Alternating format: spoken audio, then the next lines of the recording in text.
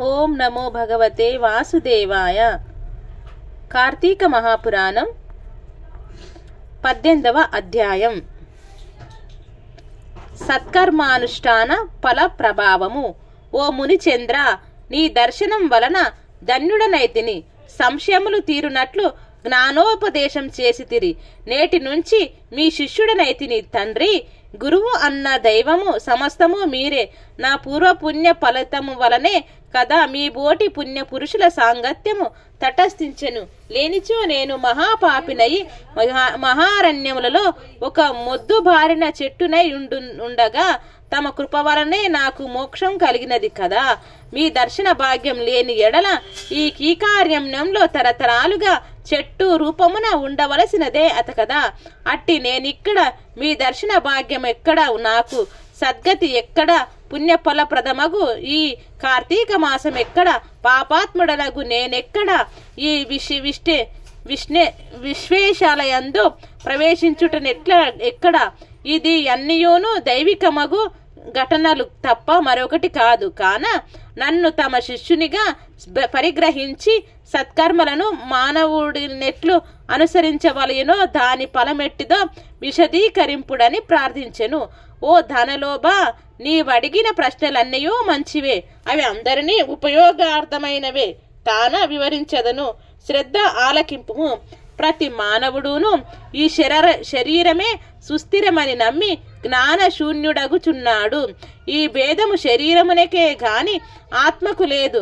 అట్టి ఆత్మ జ్ఞానము కలుగుటకే సత్కర్మలు చేయవలెనని సకల శాస్త్రములు ఘోషించుచున్నవి.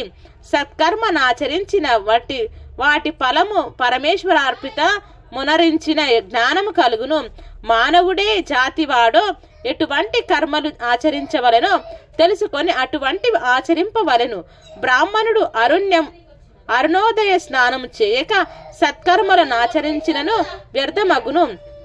అటులనే కార్తీక మాసమందు సూర్య భగవానుడు తులారాశిలో ప్రవేశించుచుండుగాను, వైశాఖ మాసంలో సూర్యుడు మేషరాశిలో ప్రవేశించుటగాను, మాఘమాసంలో సూర్యుడు మకర రాశి అందుండగాను, అనగా నీ 3 మాసముల ఎందనైనా తప్పక నదిలో ప్రాతకాల స్నానం చేయవలెను.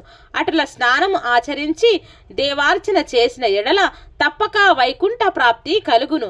సూర్య చంద్ర గ్రహణము సమయమునందున తదితర పుణ్య దినముల యందు స్నానము చేయవచ్చును. ప్రాతకాలమున స్నానము చేసిన మనుజుడు సంధ్యావందనము, సూర్య నమస్కారములు చేయవలెను. అట్లు ఆచరించని వాడు కర్మభ్రష్టుడగును. కార్తీక మాసమందు అరుణోదయ స్నానమాచరించిన వారికి చతుర్విధ పురుషార్థములు సిద్ధించును. కార్తీక మాసంతో సమానమైన మాసము వేదములతో సరితూగు శాస్త్రము, గంగా గోదావరి నదులకు సమాన తీర్థములు, బ్రాహ్మణులకు సమానమైన జాతియు, భార్యతో సరితూగు సుఖమును, ధర్మముతో సమానమైన మిత్రుడును, శ్రీహరితో సమానమైన దేవుడును లేడని తెలుసుకొనుడు. కార్తీక మాసమందు విద్యుక్త ధర్మముగా స్నానాదులు ఆచరించిన వారు కోటి యాగములు చేసిన ఫలమును పొంది వైకుంఠమునకు పోవుదురు అని అంగీరసుడు చెప్పగా విని మరలా ధనలోపుడిట్లు ప్రశ్నించెను. ఓ మునిశ్రేష్ఠ, చతుర్మాస్య వ్రతమని చెప్పితిరి. ఏ కారణం చేత దాన్ని ఆచరింపవలెను? ఇది వరకెవరైనా నీ వ్రతమును ఆచరించియున్నారా? ఆ వ్రతము యొక్క ఫలితమేమి? విధానమెట్టిది? సవిస్తరంగా విశదీకరింపుడని కోరెను. అందులకు అంగీరసుడిట్లు చెప్పెను. ఓయి వినుము. చతుర్మాస్య వ్రతమనగా శ్రీ మహావిష్ణువు మహాలక్ష్మితో ఆషాఢ శుద్ధ ఏకాదశి దినమున పాల సముద్రమున శేషుని పాన్పుపై శయనించి కార్తీక శుద్ధ ఏకాదశి నాడు నిద్ర నుంచి లేచును. ఆ 4 మాసాలకి చతుర్మాస్యం అనే పేరు. అనగా ఆషాఢ శుద్ధ ఏకాదశి, శయన ఏకాదశి అనియు, కార్తీక శుద్ధ ఏకాదశి, ఉత్థాన ఏకాదశి అనియు ఈ వ్రతమునకు చాతుర్మాస్య వ్రతమనియు పేర్లు. ఈ 4 మాసంలో శ్రీహరి ప్రీతి కొరకు స్నాన, దాన, జప, తపాది సత్కార్యాలు చేసినచో పూర్ణ ఫలము కలుగును. ఈ సంగతి శ్రీ మహావిష్ణువు వలన తెలుసుకొంటిని. కాన ఆ సంగతులు నీకు తెలియజేయుచున్నాను. తొల్లి కృతయుగమున వైకుంఠమందు గరుడ గంధర్వాది దేవతల చేత వేదముల చేత సేవింపబడుచున్న శ్రీమన్నారాయణుడు లక్ష్మీదేవి సమేతుడై సింహాసనమున కూర్చుండి ఉండగా ఆ సమయమున నారద మహర్షి వచ్చి పద్మనేత్రుండును చతుర్బాహుడు కోటి సూర్య ప్రకాశవంతుడును అగు శ్రీమన్నారాయణకు నమస్కరించి ముకులిత హస్తములతో నిలబడి ఉండెను. అంతా శ్రీహరి నారదుని గాంచి ఏమియూ తెలియని వాని వలె మందహాసంతో నిట్లెలను. నారదా, నీవు క్షేమమే కదా? త్రిలోక సంచారివైన నీకు తెలియని విషయములు లేవు. మహానుమునులు సత్కర్మ అనుష్ఠానులు ఎట్టి విఘ్నమును లేక సాగుచున్నావా? మానవులందరూ వారికి విధించబడిన ధర్మములనాచరించుచున్నారా? ప్రపంచమున నే అరిష్టములు లేక ఉన్నవి కదా అని కుశల ప్రశ్నలు అడిగెను. అంత నారదుడు శ్రీహరికి ఆదిలక్ష్మికి నమస్కరించి, ఓ దేవా, ఈ జగంబున నీ వెరుగని విషయమున లేవ్యూనూ లేవు. అయినను నన్ను ఉచింపుమనుటచే విన్నవించుచుంటిని. ప్రపంచమున కొందరు మనుష్యులు మునులు కూడా తమకు విధించిన కర్మలను నిర్వర్తించుట లేదు. వారెట్లు విముక్తులగుదురో ఎరుగ లేకున్నాను. కొందరు భుజించకూడదానిని పదార్థములు భుజించుచున్నారు. కొందరు పుణ్యప్రతములు చేయుచు అవి పూర్తి కాక మునిపే మధ్యలో మానివేయుచున్నారు. కొందరు సదాచారులుగా మారి కొందరు అహంకార సహితులుగా పరనిందా పారాయణులుగా జీవించుచున్నారు.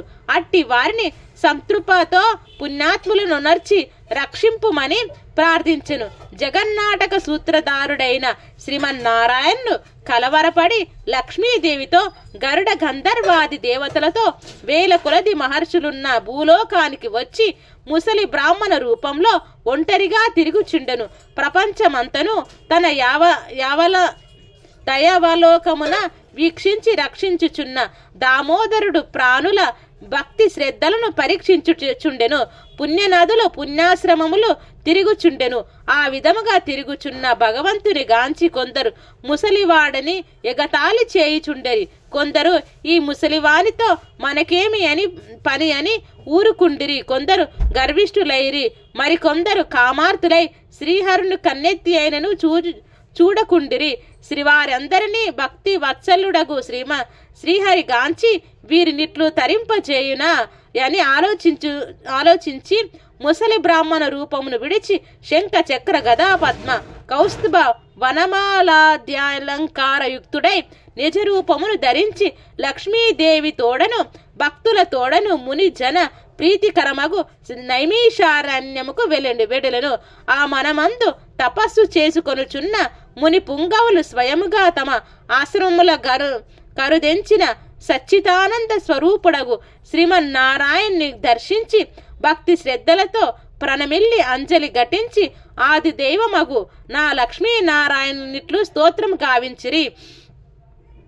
శాంతాకారం భుజగశయనం పద్మనాభం సురేశం విశ్వాకారం గగన సదృశం మేఘవర్ణం శుభాంగం లక్ష్మీకాంతం కమలనయనం యోగి హృద్యాన గమ్యం వందే విష్ణుం భవభయహరం సర్వలోకైకనాథం లక్ష్మీం క్షీరసముద్రరాజతనయాం శ్రీరంగదామీశ్వరీం దాసీభూత సమస్త దేవవనితాం లోకైక దీపాంకురం శ్రీమన్మంద కటాక్షలబ్ధ విభవేంద్ర బ్రహ్మేంద్ర గంగాధరాం త్వాం త్రైలోక్య కుటుంబినీం సరసిజాం వందే ముకుంద ప్రియాం. ఇట్లు స్కంద పురాణాంతర్గత వశిష్ఠ ప్రోక్త కార్తీక మహత్యమందడి 18వ రోజు పారాయణం సంపూర్ణం. సర్వం శ్రీ లక్ష్మీనారాయణ అర్పణమస్తు. ఓం శాంతి శాంతి శాంతి.